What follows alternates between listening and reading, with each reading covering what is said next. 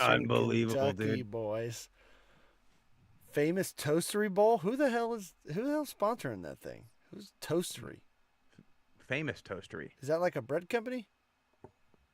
I think it's I think it's probably like a little breakfast, right? Like a little Panera bread type Oh, of it place, is. Yeah, maybe. it is. Yeah, I looked this up Okay. last week. Yeah, pretty nice looking little like brunch restaurant.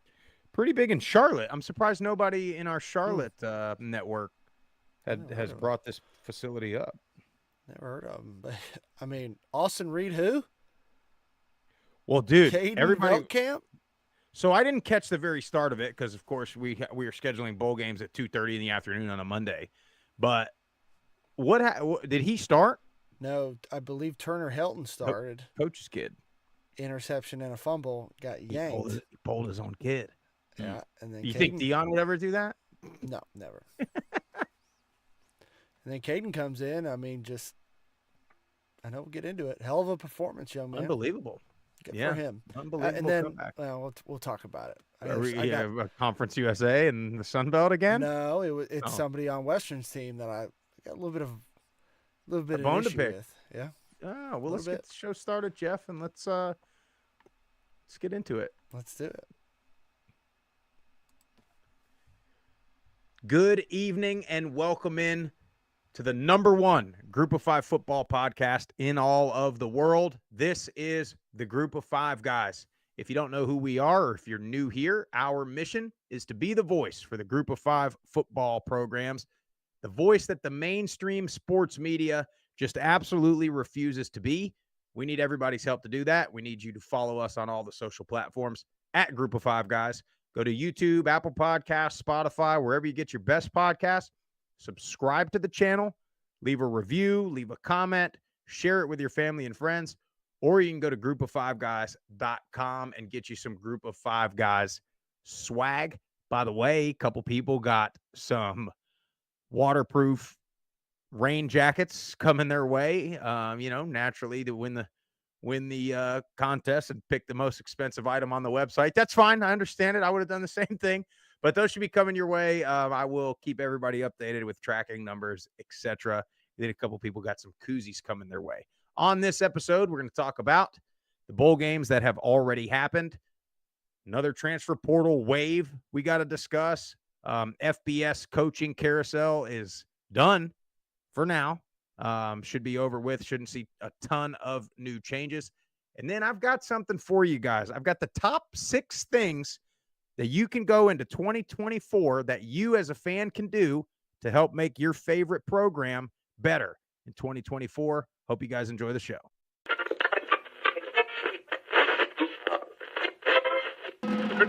Have you had it from somebody born and raised in Lafayette, Louisiana, at a tailgate? Doubt it. I said Michael Pratt has got to show up and play, and boy did he. 394 yards, 4 touchdowns, 48 rushing yards on the ground, and another touchdown. Projected getting drafted between the first and third round. Like that's incredible. That's impressive. Yeah, the wide receivers are absolutely stacked for the Group of Five. Yeah, I really appreciate you do for the Group of Five programs, and I think it's great. I think we should get more of this. But you guys are on the forefront of this, and So I'm thankful for this. I'm glad that you're talking about the Group of Five because I think they get overlooked. But it's a ton of fun to watch a guy go to the NFL from a Nevada or a Colorado State or a Middle Tennessee or an App State, and fans follow that kid.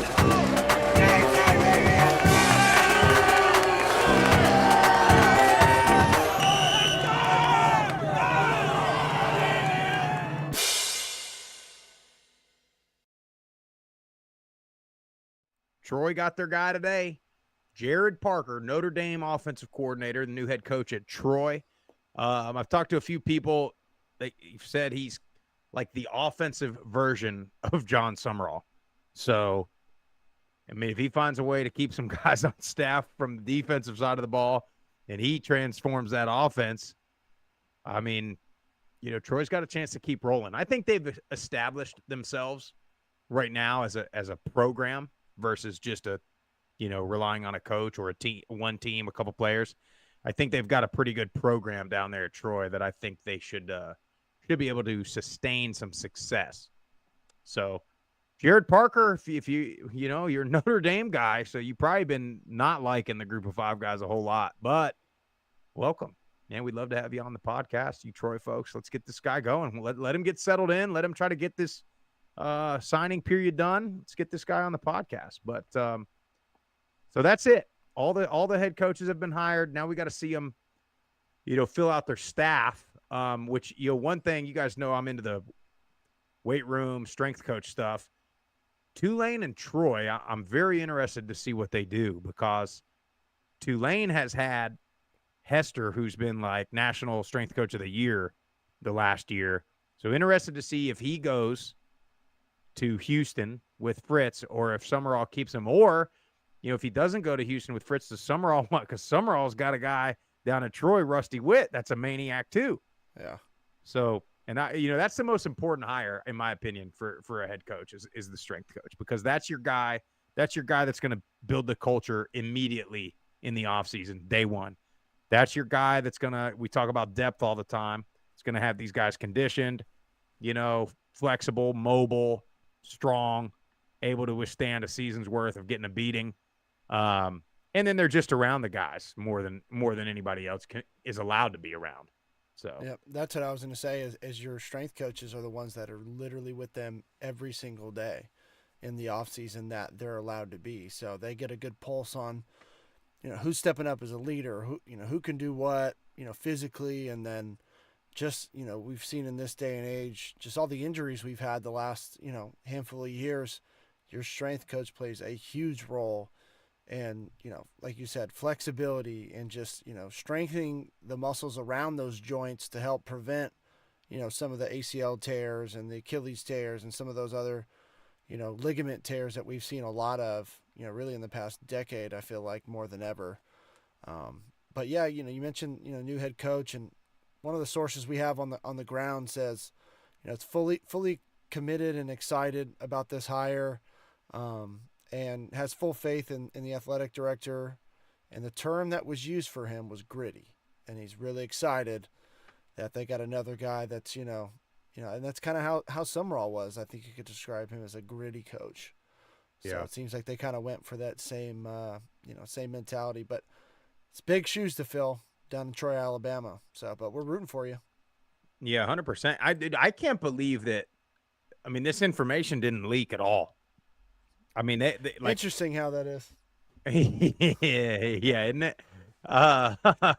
Tighten in athletic department down there at Troy. Yeah, they did. Well, they talked to the people that I guess they needed to talk to, and I don't know if he's the guy. Like we're not down in Troy all the time. We're not quite on the pulse of Troy as we are like at Middle or some of the or places like that. But I don't think it was a guy that like anybody already knew. You know what I mean? Like it wasn't a guy that like right away Summerall leaves, okay, this is going to be one of the candidates. Came out of nowhere is what he said. Yeah, and to me that kind of tells me that they did their due diligence, and like it's such a fine line, right? Because you do want to win the press conference and you do want to have the fans excited about it. But also like most fans, I mean us included, like we don't know. Like, we don't know how they interview. We don't know what they're like and when they're recruiting, other than people that we dealt with when we were in that stage. But like, it tells me like they didn't listen to the outside noise. They did their due diligence, went through their process, and hired the guy that they feel is the guy, regardless of what anybody else thinks. And we'll see. Again, you don't ask me in 3 or 4 years if this hire was good or not. I mean, or in the case of John Summerall, if they come out and he wins the Sun Belt again, then you made the right hire. But normally, you got to see if it's a rebuild situation. You got to give it a couple of years, see what happens, but and see if they can sustain. But Jeff, I'll tell you, this portal, dude. I don't know. Every day I see another name in it, and I'm just like, man. And we got the early signing days coming up, right? It's tomorrow, the next day. It's this week. No, yeah, I think it's actually technically today, is the official deadline. I don't even understand it, honestly. Like, it seems like this past week has been the week of the receivers. LaJohntay Wester goes in the portal for FAU, one of the top receivers in the American Conference. Elijah Surratt, the receiver at James Madison, is in the portal. Wonder if he goes to Indiana. Keep an eye out for that.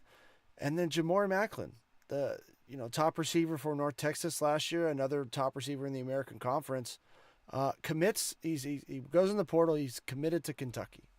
And here's my thing. This is what again, we've talked about it, I feel like, ad nauseum, but I'm happy for you. I hope you're successful at Kentucky, but the data is not on your side. You're coming from Eric Morris's offense, who they throw the crap out of the ball. I mean, you are getting over 1,000 yards receiving, tons of touchdowns, tons of targets. You're getting all the film that you could possibly want. If you are good enough, the NFL is going to find you. That is your ultimate goal. So now you're leaving a pass-happy, heavy offense that you have dominated in the American Conference. You've shown it. Could come back and do it again. I know Charles Rogers left, but you got to think that what Eric Morris did in year one, he's going to get somebody else in there. He's got a plan. You're going to Kentucky. I assume you got a nice NIL deal. I don't know. I haven't looked at Kentucky's roster, who they got coming back, who they have coming in, but it's going to be an uphill fight for you. And just based off of their offense specifically and being in the SEC, you're not going to get the same amount of targets. You're not going to get the same amount of stats. So you go from being a 1,000-yard receiver, I think he had over 10 touchdowns, to probably maybe half that. I mean, if you look at the guys that transferred last year, Zachary Franklin was a bona fide stud at San Antonio. He leaves to go to Ole Miss. I know had some injury issues, doesn't even see the field. Now, on the contrary, you have the only one that I can really think of that really translated and dominated was Trey Harris at La Tech. Goes to Ole Miss, same school, and he does very well. So I'm not saying it's not possible. But again, Ole Miss, they run that spread. They're going to throw it 30, 40 times a game. Kentucky is not. So, well, it's almost like, Jeff, when like I remember coming out of high school, and part of it was like you want to look at your position group on a roster and see where you're going to fit in. Like, are you going to go to a place that's got 4 or 5 other guys that play a ton that are the same age as you, or you want to go a place where like their top guys are seniors and they're going to leave, so you'll hopefully play the next year? And so like I think sometimes a lot of these guys, like Ole Miss is a perfect example. They've been loading up in the portal every year. Yeah. So like you're getting promised this. Obviously, the NIL deal is something different, but you're getting promised not only the NIL, but you're getting promised playing time. That you're going there, and so is 3 other guys that were the man on whatever team they were. It's like it's just like coming out of high school. Everybody's the best player on their team in high school, and then. If you're like a guy like Zachary Franklin, you're the best guy, although UTSA is one that had a loaded receiver room too. But it's almost like you're the number one at UTSA, and then you go to Ole Miss. 3 other number ones just went to Ole Miss. So then it's like it's not a knock. It's not. We're not here saying that these guys are so much better and you're not going to play. It's because they're getting multiple guys like you. And then you're going to have to share the wealth. Yeah, there's one football, and most teams, depending on what style offense you're throwing it maybe 20 to 30 times a game. But when you're coming from an offense that throws it over 30 times a game, that's where you want to be as a receiver. And if you look at in just the last couple of years, Tank Dell is a perfect example. I'm sure he could have left. No, he stays at Houston, pass happy offense. He dominates, and he's one of the best rookies in the NFL before he, went on IR. Look at Romeo Doubs from Colorado State. Stays at Colorado State. Does what he, dominates his team. He's the guy. He's doing great for the Packers right now. He's like number 2 behind Christian Watson. So you just I'm not saying don't bet on yourself. I'm saying just make sure when you transfer, you're transferring for the right reasons, because your ultimate bag is in the NFL. It's not in this NIL. It's not. I promise you. You want to go to the NFL. That is where your money's at. Romeo Doubs, Nevada. Shit, I'm with you. The same staff. Yeah, that's what I was thinking. I'm with you. Where you were doing it, and I was like, damn, he went to Colorado State too. I was thinking. And then as you're, you're good. You're good. One other thing I wanted to bring up about the portal, and then we got to move on, is, we talk about it ruining sort of the bowl games, the prestige of some of the bowl games, the meaning behind some of these bowl games. But really, you got guys that are playing. You got the kid at Texas. They're trying to win a national championship, and you're putting them besides the fact whether you like the portal or not, this window is putting guys in a terrible position because the quarterback at Texas, I know he's the second or, he's probably the third behind Manning, but whatever. But he's got to sit there and he's thinking, well, I got to get in the portal now. Otherwise, I'm not going to have a spot because nobody's going to wait on me. So I can't wait and try to win a national championship because these rosters are going to fill. So you're putting a kid that's trying to play for a national championship in a terrible spot. Terrible spot. And it's not the college football playoff, but you got guys from Liberty in the portal. You got guys from Oregon in the portal. So it's not even just the quote unquote meaningless, December bowl games. It's all of them. Yep. And you're just this early window and this early signing day. I talked about it last week. It is, to me, it's the biggest problem in college football right now. And I think if they waited to do any of this stuff until after the final game, the national championship game is played, we wouldn't have this problem. We wouldn't have all these coaches going all over the place. You wouldn't have the rumors. Everybody's trying to get the first TV on Black Friday, right? They're trying to get the first coach. So they got to fire their guy early so they can start the search early enough. And then it's a race all the time. And it's a race for the roster in the portal too. And then the kids got to get in the portal fast because they got a race to get their spot on their new roster. It's outrageous. Hope the star doesn't go down.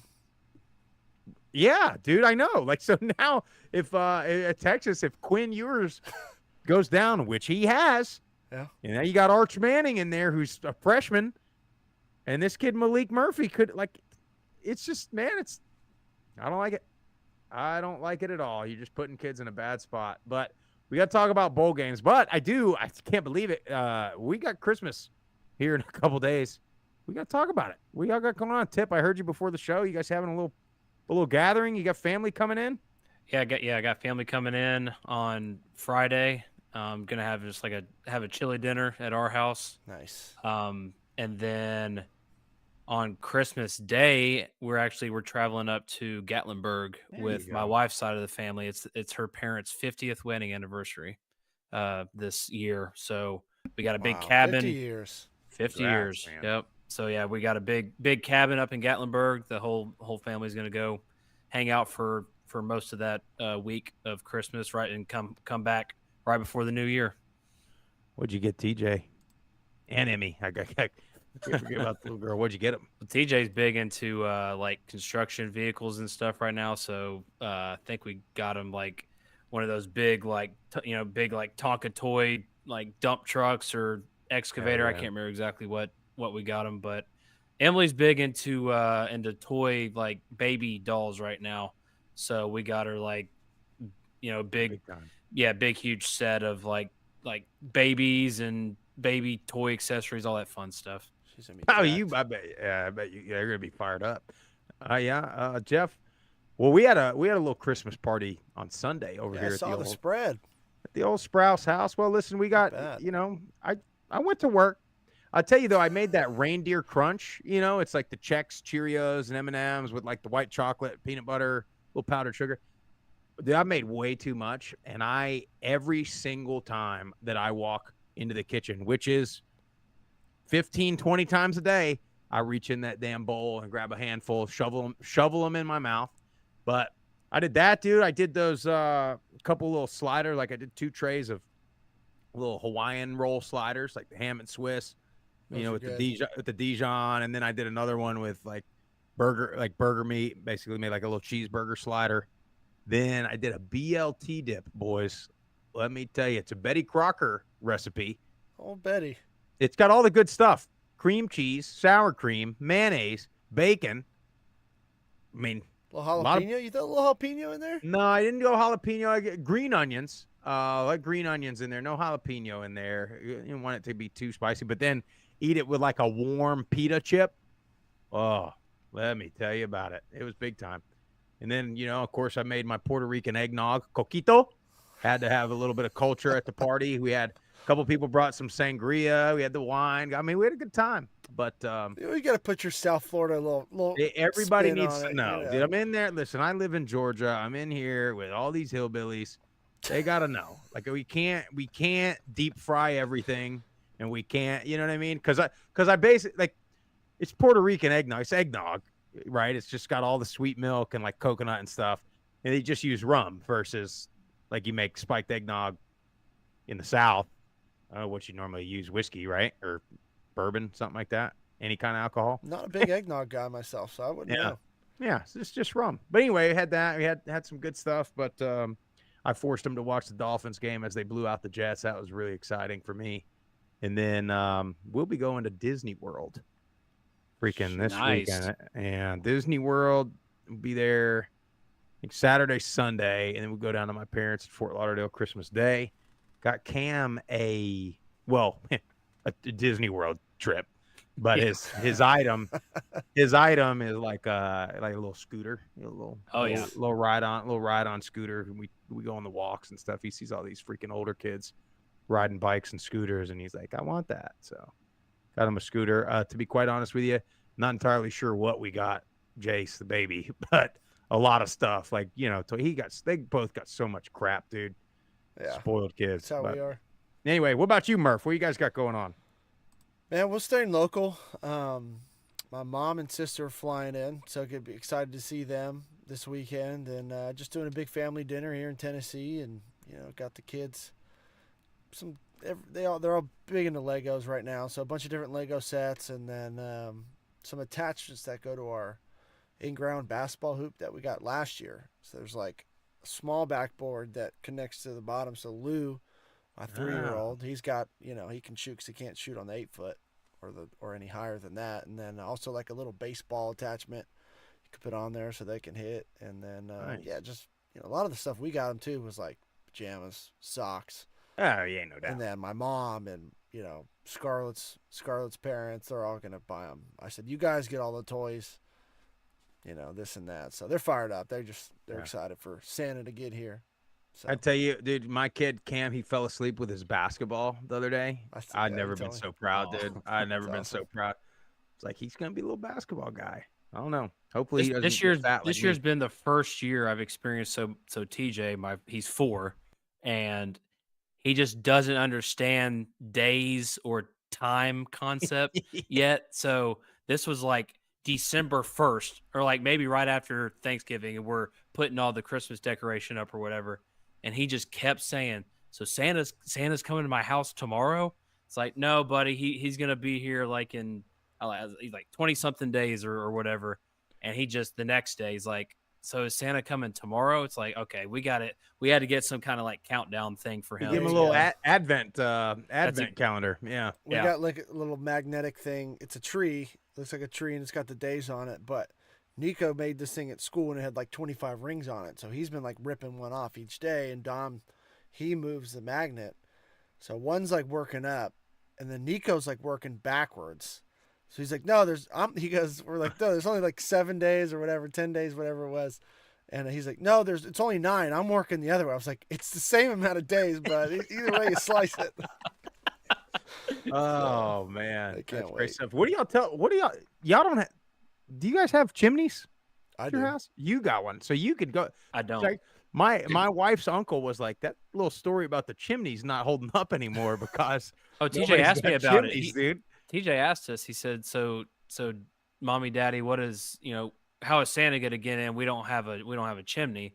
So we went on Amazon, and they have this key with a little note thing attached to it. Nice. It's basically this little poem thing that just says like, this is paraphrasing, but basically like Santa saying he knows she didn't have a chimney, but with this key he can basically get in the front door. Look at that. With it, yeah. People are so creative, man. I bet that whoever invented that stupid key is probably Millionaire. retired. Yeah, man. Yeah. Unbelievable, A dude. lot more money than we got. That's for Unbelievable. Anyway, bowl games.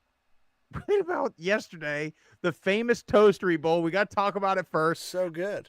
Everybody on Twitter is talking about how little old Conference USA, here it is, proofs in the pudding. They can't hang with the number 11 team in the Sun Belt is beating the number 5 team in Conference USA by 28 points. And then you take a walk around the neighborhood and you come back, and Western Kentucky has won this game in overtime with their third string quarterback. Absolutely incredible. Caden Veltkamp, 383 yards, 5 touchdown passes after the starter throws a pick and fumbles. They yank him out of the game. I'm pretty sure that's Helton's son. I think this kid goes in and just balls, man. He just does what he has to do. Plays point guard, protects the ball, moves around. He's athletic too. I'm interested to see. I assume it's going to be him and Helton going into next year, right? And especially after that performance, you got to think that's a great audition. But I got an issue here. All right? Oh. I got an issue. Our guy Malachi Corley suits up. All right.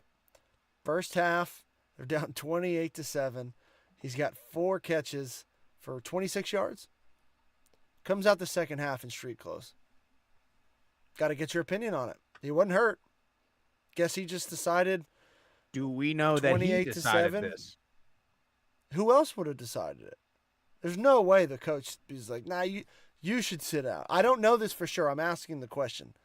Like, I mean, if that's a healthy scratch because the player decided, I think that's ridiculous. But if he was and healthy, you miss not a great comeback. Shout out Dalvin Smith. Ball. Monster game. Yeah. Monster game.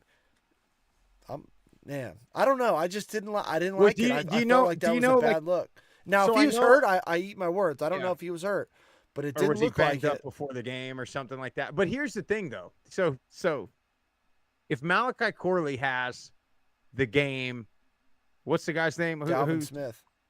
If Malachi Corley has the game that 3 Dalvin touchdowns. Smith had, and that's the only college game that was on Monday, so you're gonna get so much media hype. You're gonna put your name into conversations for that, for like a wild comeback. Like, I know that's a rare thing, 4 touchdown comeback, but like sometimes these bowl games, to me, it's like the NCAA tournament.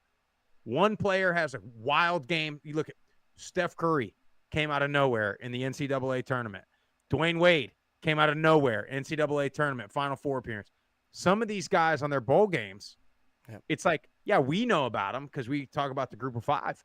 But your casual football fan, or God knows your ESPN people, commentators, they don't know nothing about these guys. But now they know about Dalvin Smith, and they don't know about Malachi Corley. Yeah. So- And then you got Austin Reed before the game. I believe he just said, "I'm not playing. I don't want to get hurt." So at least that's what it sounded like on Twitter. Now It's again, the way of the world, man. What are we could be doing? wrong, but I hate it, man. I wanted to see Austin Reed go one more time. Well, what do you so let me propose this question to both of you, because you're seeing fan bases now, like, which this Western Kentucky Old Dominion game was so funny because you literally had fans just flip their, like, first it was, look how bad Conference USA is, and then it was, well, bowl games don't matter or whatever. Yeah. So, like, I'm seeing, the Georgia Southern fans are in shambles after their performance the other day. But, like, when do you decide when the bowl game means something or not? That's my question. It's just so difficult, especially in the landscape. And I proposed that question earlier on Twitter. Like, do these losses, do they count against the coach when it's essentially a new roster? Like, you have guys that are hurt from the season, and then you got, depending on the team, it's literally a case by case basis. But when you got guys hurt and you got half your starters in the portal, like how can you count that against the coach when he's playing against the team that has been able to keep most of their starters and they look like the same team from earlier in the season? It's just so difficult. Yeah. And then you talk about the fan bases. Everyone's like, "Oh, this is the 9th team in the Sun Belt." Yeah. Well, half the Sun Belt was 6-6. Right. So they're all tied. They're all tied anyways. That's exactly right. Like, yeah, it was the 9th team based on a whole bunch of stuff, but until week 12, they had a chance to win the conference. Yeah. But hey, it's Crazy. funny. It's so funny about that. And then, I think too though with the like especially for the Georgia Southern people, like you want to see the team compete, like and look Yeah. somewhat competitive, like and they didn't. I mean, they looked bad. Davis They've looked Brin. like What probably the happened to worst. him? Dude, yeah, man. It reminds me of here I go on my Dolphins thing. It reminds me of how Tua was with Brian. Like they've talked about this now. Like Brian Flores, like, and I'm not saying that Clay Helton or any of the coaches did this, but like something happens and it just messes with their confidence. And then like for Tua, like he gets Mike McDaniel's weird ass in there at head coach, and now all of a sudden he's got all the confidence in the world. He's talking trash. He's throwing throws that he never would have made. So I wonder something. I wonder what happened because even early in their year, Bryn was playing pretty well. And He I was mean, one of the top group of 5 quarterbacks for a while. yeah. So I that's you never know. You never know if there's a nagging injury that they just kept under wraps or. I think I don't know. I feel bad for the guy because, and then everybody's saying why do we keep sending him out there? It's like you may not have anybody else. Like that's what I think fans got to realize too. Like the coach is gonna play the people that give them the best chance to win. Yep. So if they keep a guy going out there that's struggling, like that means they don't have confidence in the next guy. And yeah, maybe that may be the coach's problem for not developing a guy or for missing on recruiting on a guy. But now, and I'm not saying this is the case for that game, but now in a bowl game situation, it's like, well, your normal guy that might have been the backup is in the portal. So now your backup is a walk-on or a true freshman or something like that. So it's just it just sucks. It just sucks for it sucks for the fans that travel to these games and it's like a preseason game. I mean, for Western Kentucky the other day, if it's like when Aaron Rodgers goes in and plays a series or two, and then he comes out with a hat and a T-shirt on. Yeah. And you got college kids doing that now. It sucks, man. Yeah, but it's definitely an audition for some of these young guys. Ohio right. beats Georgia Southern 41-21, and freshman running back Ricky Hunt for Ohio. I mean, 134 yards and 4 touchdowns. Bangura and O'Shawn Allison both go in the portal. So this guy gets an opportunity, has a great showing, and maybe this is a preview for next year. Ohio's typically had good running backs, so maybe this is the next guy. So how about 3 10-win teams out of the MAC? It's pretty with good. Toledo, Ohio, and Miami. And what about that Miami App State game? That is wild. That to me is like this is a perfect like microcosm of bowl season. Like it's just so bad. The weather's so bad that they were having a blast. Like the players were out there just like I can see I don't give a shit who wins this game. Like we're fumbling every other play. We can't hold the ball. We can't throw the ball. We can't do anything at all. They freaking painted a black square in the middle of the field because they couldn't. It was just like they get assigned the game in Orlando. They're probably like, oh, hell yeah, Orlando. It's going to be warm, sunshine. And they get that, dude. Oh, man. But, hey, man, App State, what a turnaround for them. For Sean Clark and them guys. I mean, I was going to, before Boise State collapsed in the second half, I was going to talk about that. Who had the best mid-season turnaround, Boise State or App State? Because both of them looked dead in the water 6-7 weeks in, and both of them rattled off a bunch of wins, and both of them ended up playing for a conference championship. Boise State, of course, won it. But then Boise, that looked like a pretty cool bowl game.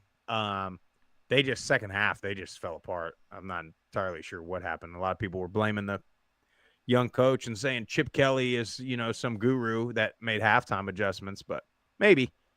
But, Boise went in there without a quarterback. Yeah, third string. So, CJ Tiller didn't look great. Yeah. That's just a tough situation. Some kids are ready and they can, step in there and make it happen. But and say what you want, you're going against UCLA team that was pretty good this year. So, yeah. Well, Genty and Halani both had, pretty solid outings. But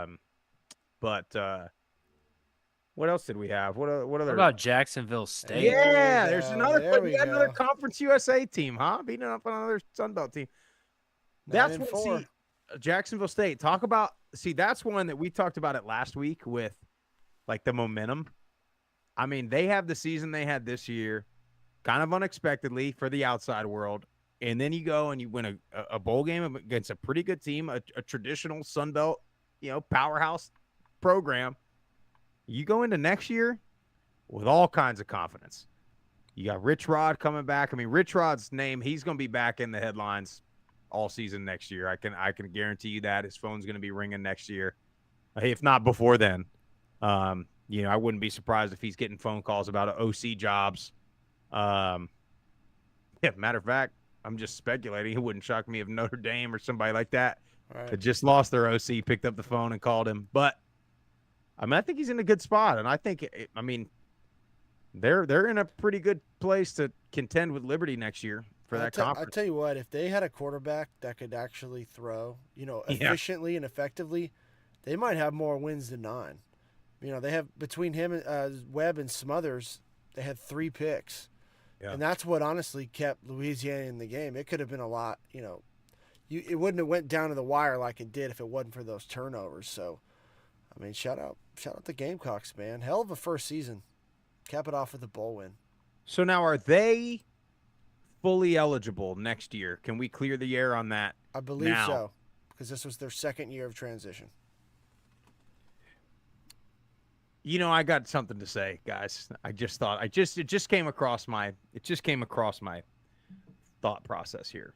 So, the state of Florida, my home state, great state of Florida, is they've got some politicians that are threatening to sue College Football Playoff Committee. Well, all the ESPN, which I think is ridiculous. Let me just say that first and foremost. I think it's wild. I realize there's a lot of money, tourism, college football. I get it. That's what it is for people wondering. But all the ESPN pundits are talking about how ridiculous the state of Florida is for doing this. These are the same pundits that 4 or 5 weeks ago were over there in Harrisonburg, Virginia, talking all about the state of Virginia politicians and lawsuits and this and that. So I just find it funny that when the narrative doesn't fit, they flip their convictions real fast. But did we hit all the bowl games? We got UTSA and Marshall about to kick off here in a second. We hit Fresno State and New Mexico State. Yeah, Fresno blowout. Yeah, but here's the deal.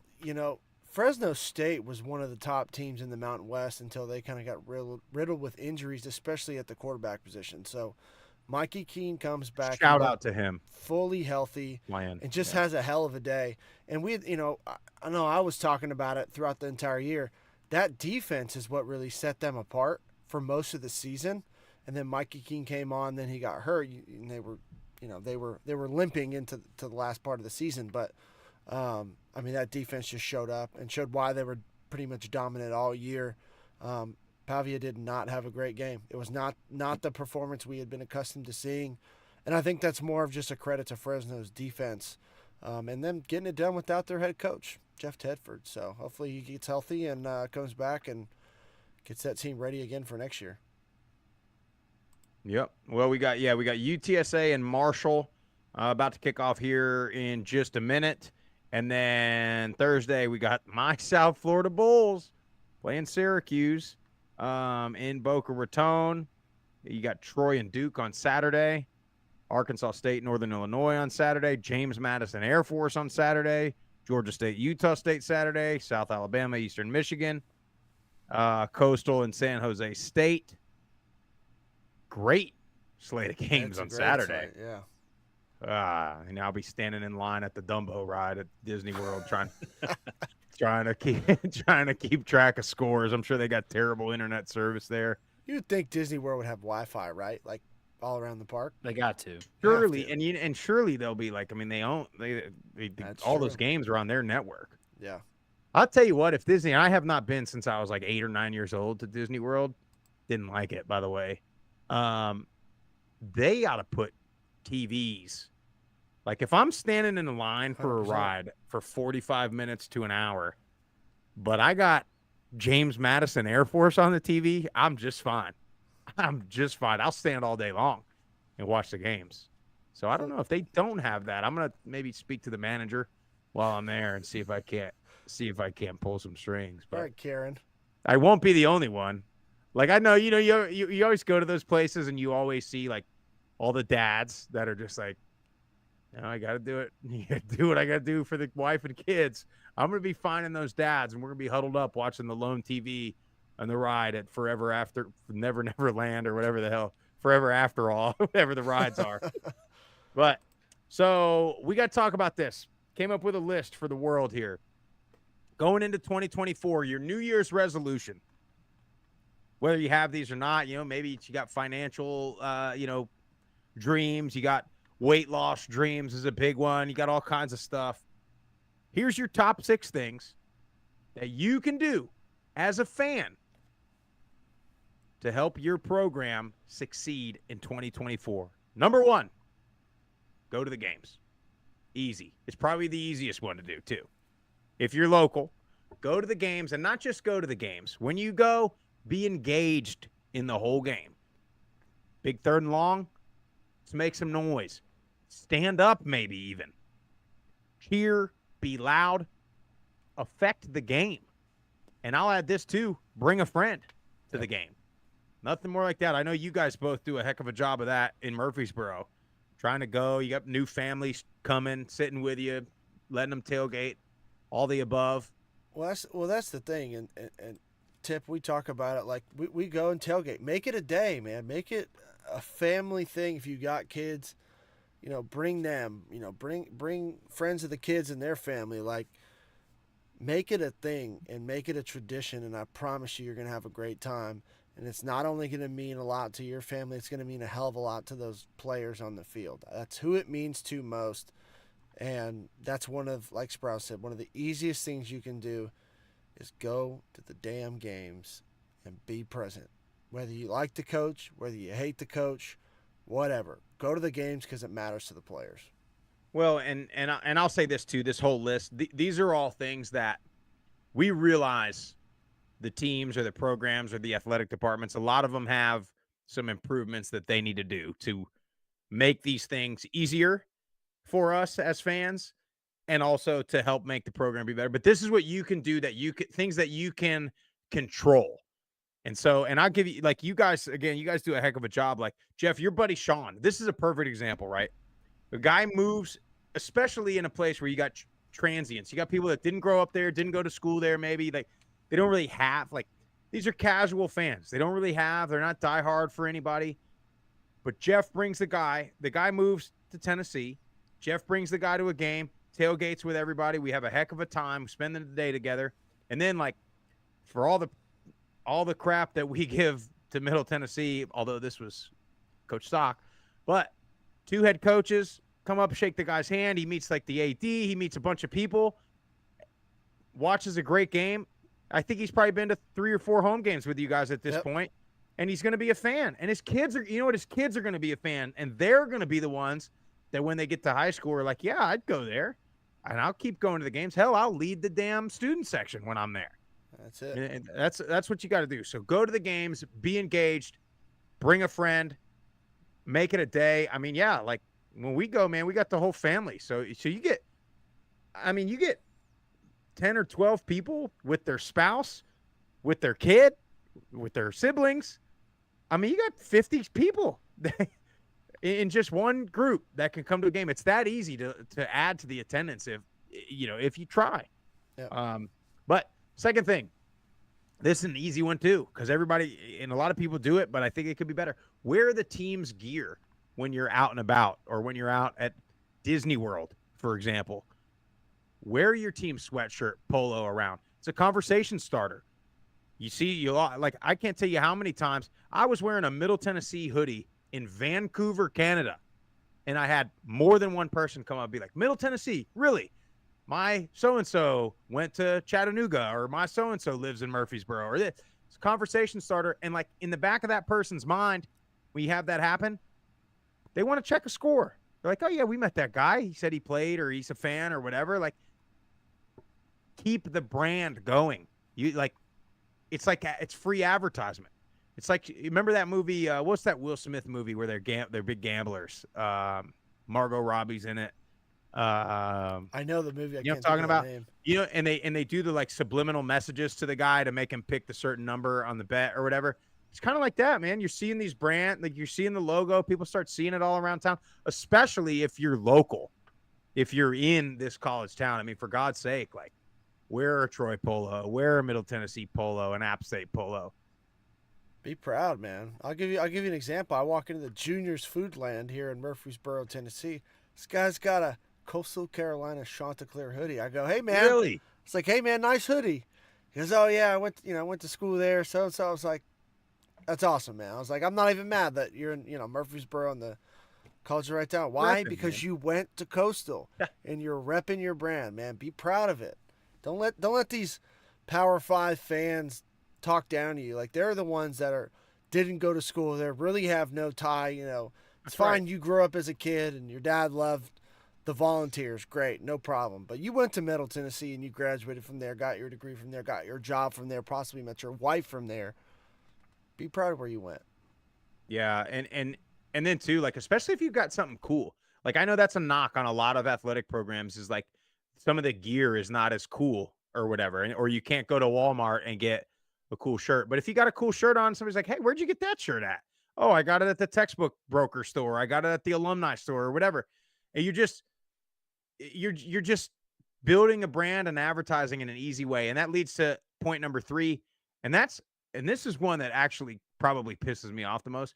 Claim your favorite team. When somebody says, I'll give you a perfect example, guys.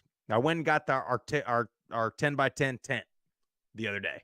And the lady at the store was like, she's asking me about Group of 5 guys. What is that? And I said, we do this. We go to football games, we do a show, et cetera, et cetera. And she's like, well, who's your team?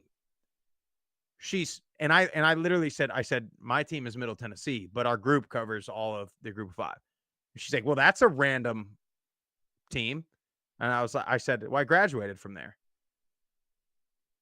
And then I'm like, she was waiting for me to say, well, I went to Middle Tennessee, but I'm a Miami fan, which again, I have been open and honest about that. I grew up a Miami Hurricanes fan, still got a little phantom in the back of my head, but I could care less about them. But what people do here in where I live, a lot of Troy alum, a lot of Georgia Southern, Georgia State alums. Well, go Dogs, but I got a Georgia Southern alumni sticker on the back of my car or a license plate that says, claim your favorite team, man. There's nothing wrong with, make people have that awkward conversation. She wanted me to say, because where I live, it's your Georgia, Bama, or Auburn. I'm like right smack dab in the damn middle of those 3 freaking fan bases. And so I was like, Middle Tennessee. And she was just like, yeah, that's random. I was like, is it though? Is it more random that I'm a fan of the school that I graduated from that has thousands and thousands and thousands of other alumni that should be fans? Or would it be more random if I just hopped on one of these 3 bandwagons just because? Man, so that drives me crazy when people say that. They feel like they got to pick 2 schools. Well, my big school is this, but I went to this school, so I root for them too. No, dude, claim it, man. You got a degree from there. Or like you said earlier, Jeff, you met your wife there. You're like, my family basically started at Middle Tennessee. Why would it not be my favorite team? It's pretty simple. I met Tyler Tipton, for God's sakes, at Middle Tennessee. One of my best friends in the entire world. That's right. That's right. That's right. That's right. I mean, yeah. So many important things in my life came from there. I'm telling you. Number 4, this is something that I think would help especially when you bring friends and stuff to games, is get educated on the team. Learn about the coaching staff, learn about the players, learn who's the good ones. We talk about the marketing departments doing this. When you bring your guy that's a casual fan to a game, make sure he knows, yeah, dude, number so-and-so is going to be an NFL guy. Appreciate what you're watching here. Yes, these are 2 quote unquote smaller brands, but it's yeah, that quarterback's an NFL quarterback. So when he gets drafted next year, you can say that you got to watch him. So when they're watching the game, they're able to tell, like, yeah, this guy's a good player. This guy's so and so. Oh, that offensive coordinator was at so and so school before. He coached whatever. Like, get educated, be able to explain it. It helps people to be more engaged and more actively following a school when they feel like they know a player or they're attached to a player. Like, oh, hey, yeah, so and so's from your hometown. Like, that's pretty cool. Then they want to follow that guy and they want to keep where he goes. Like, perfect example, Reed Blankenship is a Florence, Alabama guy where my in-laws live. Matter of fact, I met the guy at the gym in that town when he was still in high school, actually. Found out he was going to middle. He goes to middle, has a great season. Next thing you know, the guy's starting safety for the freaking Philadelphia Eagles. And I'm like, I'm telling my in-laws and stuff, I'm like, the guy was like working out as a little kid at the gym. Like, pretty cool for people, for people to know stuff like that. So get educated, see where these guys go. Make sure you know who's the good players and stuff like that so you can educate your friends and family so that when they talk crap about the little old small school, you can say, well, the Eagles got 2 starting safeties from the school that I went to. So how's that working out? Yeah, and there's no better avenue to get educated than this podcast right here, the Group of Five Guys podcast. And honestly, every school's got really great podcasts that have a ton of great content per that, particular school. So like, man, just get lost in it. Enjoy it, be a nerd. It's fun, man. Like you said, Sprouse, when somebody tries to talk trash to you and you're able to just rattle off players and stats, they're like, oh man, I didn't know that. It's like, yeah, you didn't. Why don't you turn off ESPN or CBS for a while, bud? I got another one you need to turn off. I'm gonna go sideways here on you, Jeff. Tip. Outkick. Clay Travis and his group. What are they doing? They put out an article. Like, I normally don't read these articles that most of these outlets put out, but I saw them put out an article, or they put out a headline on Twitter, on X, that said it was about Grayson McCall transferring, and the headline was something like, dominated weaker Sunbelt competition. We'll see what he does against the mighty ACC. The one that's undefeated champion got left out of the playoff because it wasn't good enough. But I digress. But then I read the article, and it was so like, it looked like a high schooler or a middle schooler wrote it for like the school newsletter. Like, it was just, there was no substance. There was no facts. No information at all, except for he set records against very weak schedule in the Sun Belt. Like, is that true at all? Or is that just like what you heard before? And like, this is a professional journalist here. This is not a couple buddies that started a podcast that tried to write a blog. This is a professional that writes for a professional platform and just comes up with these articles. And I'm just like, man, I know they're trying to get clicks and my dumbass clicked on it for them. But like, it's just like, dude, how lazy have we gotten to where like I bet you that guy has not watched one single Coastal Carolina game over the past couple of years and has probably not watched Grayson McCall, except for maybe that year when they played BYU, like in the COVID year. Might have watched them because game day went to a game. But it's just like, you write such a lazy article about an entire conference and you've not paid any attention to it anyways. It's just outrageous. Anyway, that leads me, I'm going to segue us. That leads me to my point number 5 is be active on social media. And fortunately, in that article, the Coastal fans and really all of the Sun Belt, it was the first time I ever seen all the Sun Belt fans come to the defense of Grayson McCall, but just crushed him.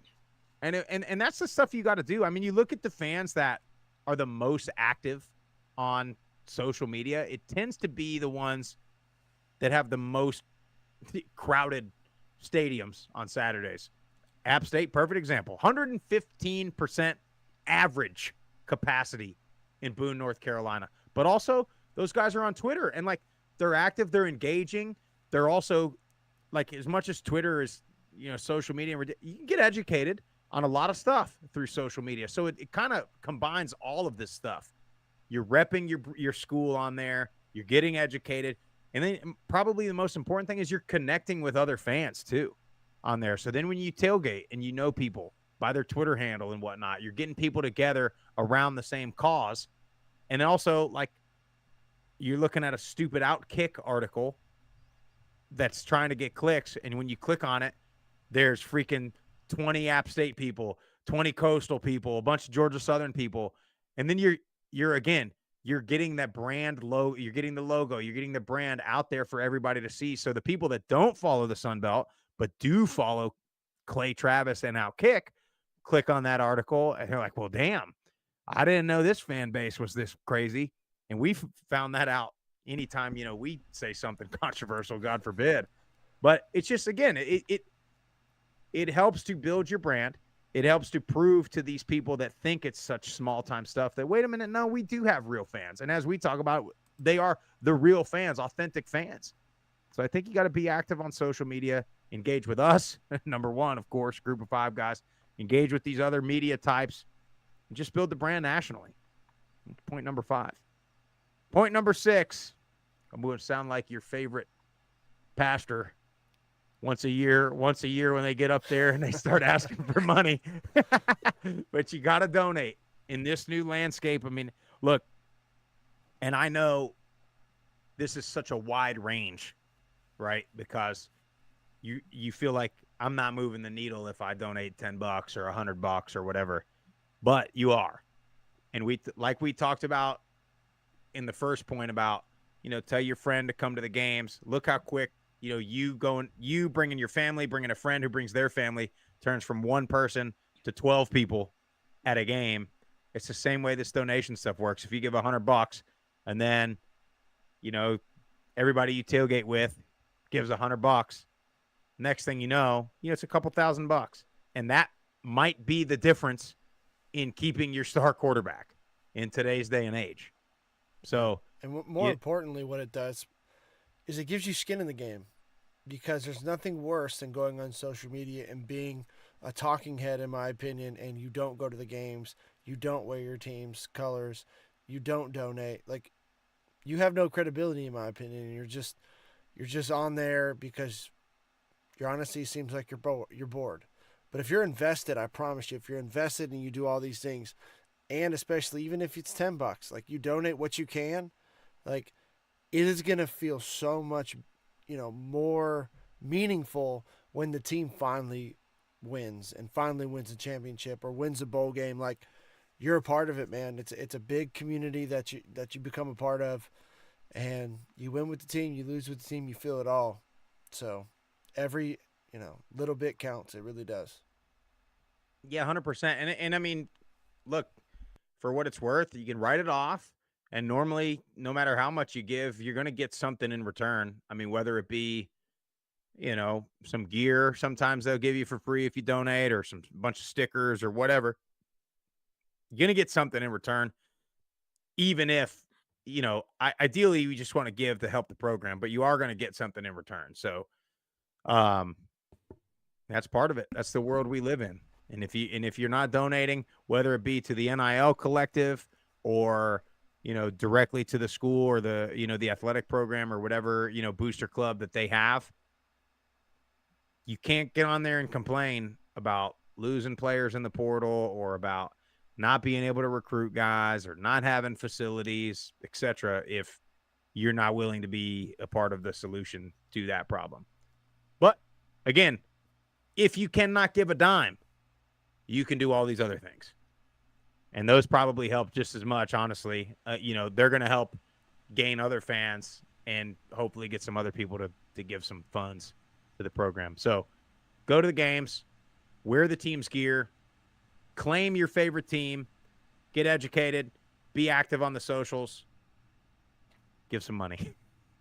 Put some money in the old basket there when it comes around. That's what teams should start doing. They should start sending around a tithe bucket. It's on Saturdays at the game. You have the usher, have the security guy just walk up the aisle with. Oh, that would be so funny. Or like if you started putting like the little I don't even know what you call it, like where you would put it, like if like some churches, like the chair back has like the little slot you put the envelope donation in. box. Just put them behind every. Honestly, I bet people would do it. I bet they would.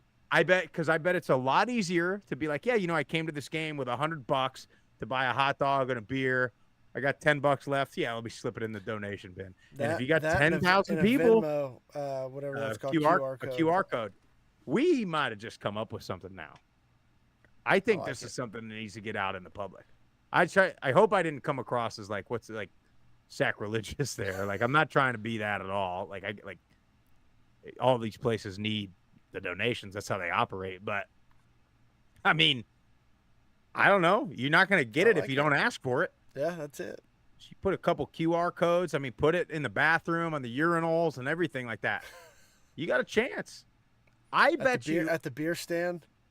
At the beer stand, instead of having like you have a tip jar for the bartender and then another little NIL fund, slip $1 in there. There it is. If you get, I mean, I know you're not going to get 100% of people to do it, but if you get 20,000 at a game and a couple hundred people give $10, I mean, yeah, well, yeah, if you get 20,000, that's your new tight end. There it is. You could even do it like that. You could even make it a campaign. Like you could put a QR code and put a picture of like some 4 or 5-star tight end, stick them on the back and be like, you want this kid? Donate. Don't know if you can do that. I think you can do it. No, you can do it. You can do it. I mean, well, or just put a position, like just put a QB. According to Matt Rule, a QB costs $1.5 million. So here's what we need. Scan the QR code, and you just might get somebody that's had 1 or 2 cocktails in the stadium club to be like, you know what? I don't like our quarterback's play. Yeah, that's your campaign right there. Don't like the quarterback? Question mark? Yeah. Want a new quarterback? Donate. That's it. We got a chance. It's not bad because you're 1 or 2 turnovers away from That's it. fans. From somebody getting so pissed that they're going to empty their wallet. I can't stand this kid anymore. $2,000. Like they're Venmoing and you have to put the note. They're just like, please get rid of 2 interceptions, 1 fumble. Oh, could you imagine if you did that for coaches, like taking up NIL? Oh my God, for buyouts. Yeah, for Bud, buyouts. Hey, want to buy out the coach? Donate here. Here's your chance. You just got to put a disclaimer, like there's no guarantee that this goes to buying out the coach. It might go to a new facility for a completely different sport. But That's it. Man, if you guys know like a patent attorney, like let's get on this because this is a thing. If this is not, it's probably already happening at the schools that do it right.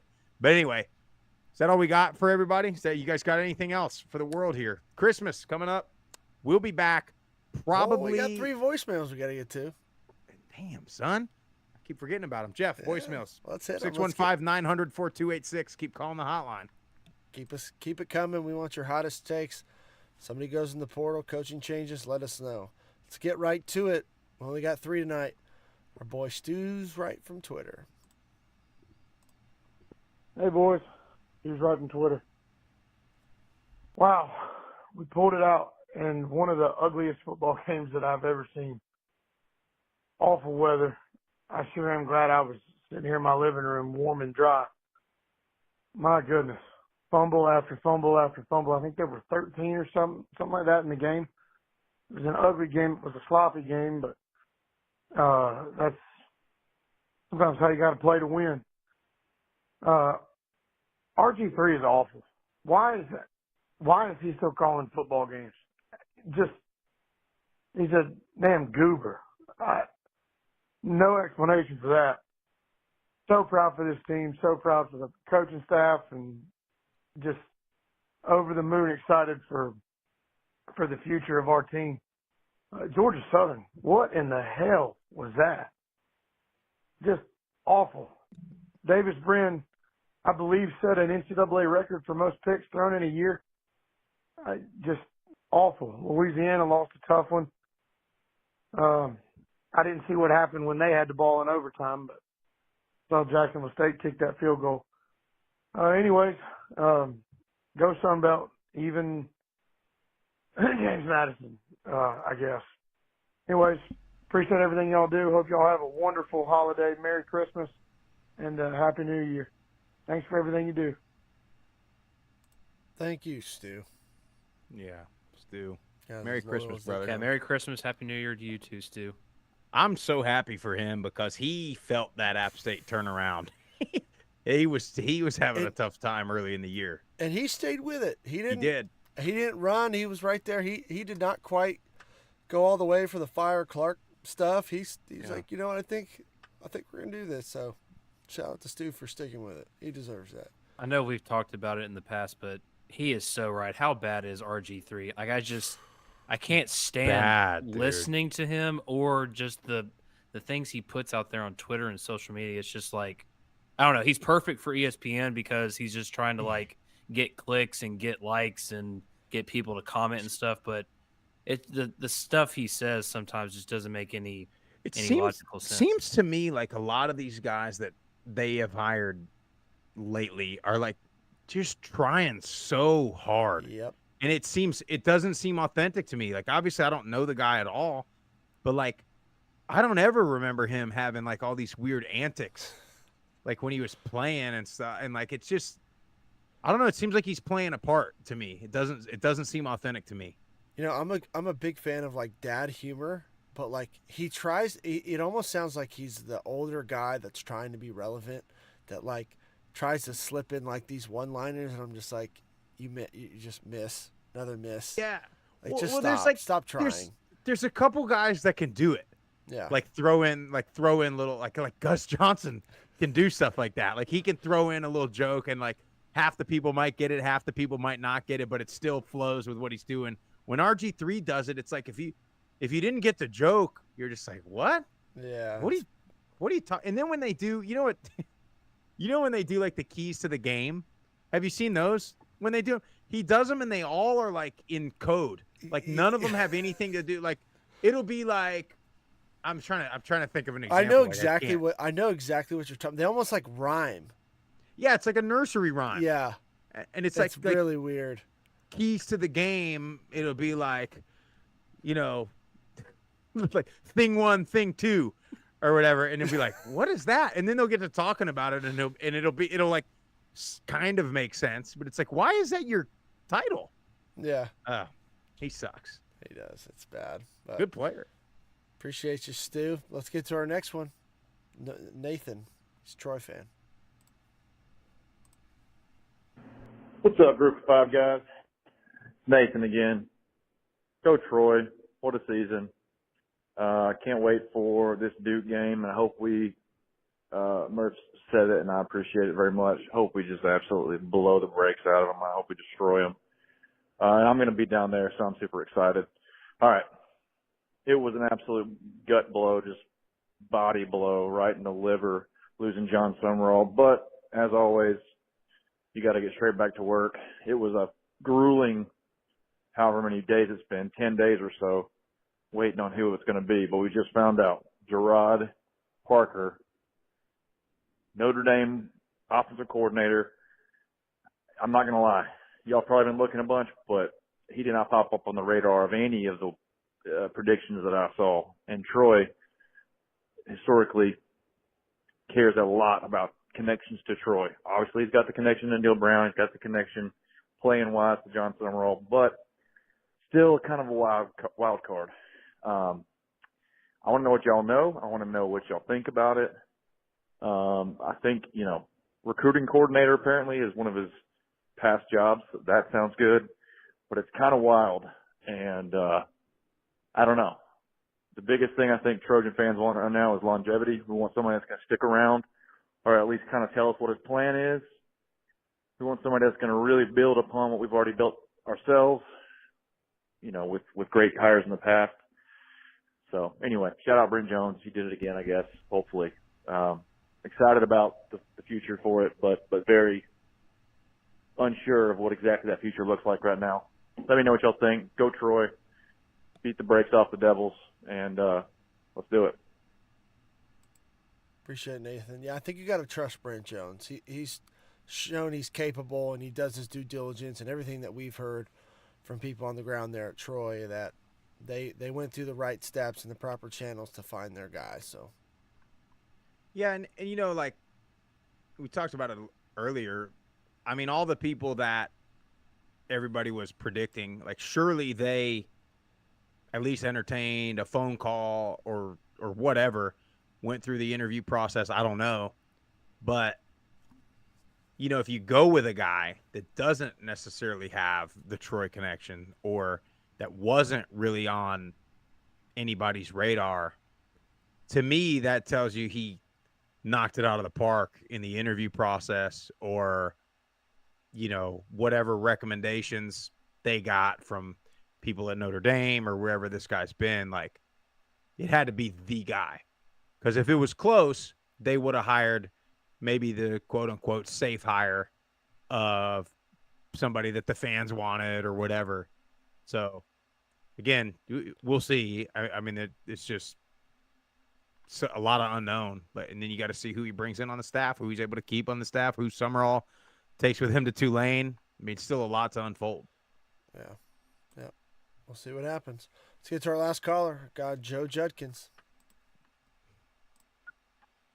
Group of 5 guys. Joe Judkins here on the Emerald Coast. 65 degrees and beautiful. Well, looks like the Troy Trojans have hired Gerald Parker out of Notre Dame. You talk about out of nowhere. I mean, out of nowhere.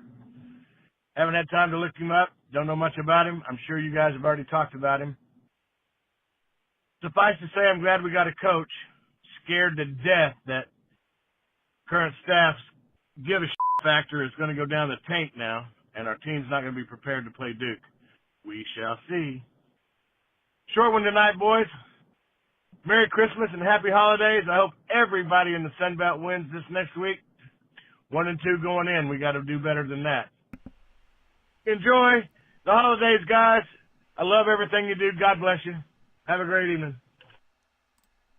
God bless you, Joe. You're the man. No doubt about it. Well, I just came across this real quick, and then, Sprouse, you can take us home. John Summerall gives his thoughts on Saw that. Gerard Parker. I've known Jared Parker, since our playing days at Kentucky. He has always been a person of high character. Jared is a strong leader with a tremendous work ethic, and I know he will work tirelessly to build Troy football to its absolute best. The Troy community will embrace and welcome Jared, Candy, and their kids, and the Parker family will engage the community in a way that will leave a lasting impact. Jared is the perfect fit for Troy football, and I'm excited to watch him take the program to new heights.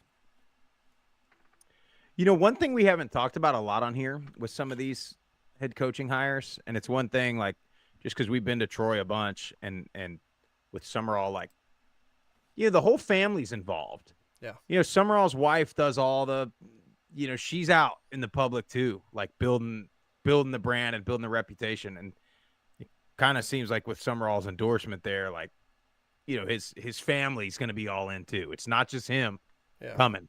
And that's a big part of it.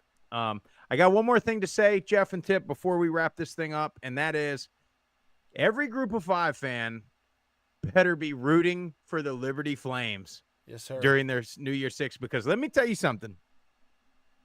If they get smoked by Oregon, that is going to be a stain on everybody in the Group of 5 moving forward when it comes to this 12-team playoff business. So next year, when they give one Group of 5 team the auto bid because they're a champion, and then there's another team, perfect example, if it was this year and you got Liberty or you got SMU like on the cusp, they're only going to give it to one team. Now, if Liberty finds a way to beat Oregon, that'll be 2 years in a row that the Group of 5 team in the New Year Six beat the Power 5 team. And that's going to give you some ammo where if you're talking about next year, a undefeated Liberty and a one-loss Tulane conference champion, you might be able to put both of them in the playoff. So everybody needs to quit. I know y'all hate Liberty. I get it. It's fine. I know y'all hate Liberty. But in this particular case, you got to be pulling for them. You have to. Because if they get beat, it's just like TCU. TCU, even though they won the first round of the playoff, getting beat so bad by Georgia, I promise you had an impact on Florida State this year not getting in. Because they just have this assumption about certain teams versus certain conferences. So y'all need to, you American fans, you Sun Belt fans, you Mountain West fans, MAC fans, y'all need to be pulling for the Liberty Flames. And we all do, because course I am. Where we are, of course, but it will help the entire group of 5. As much as you don't want to admit that, it will help if they perform. That's all I got. That's a great point.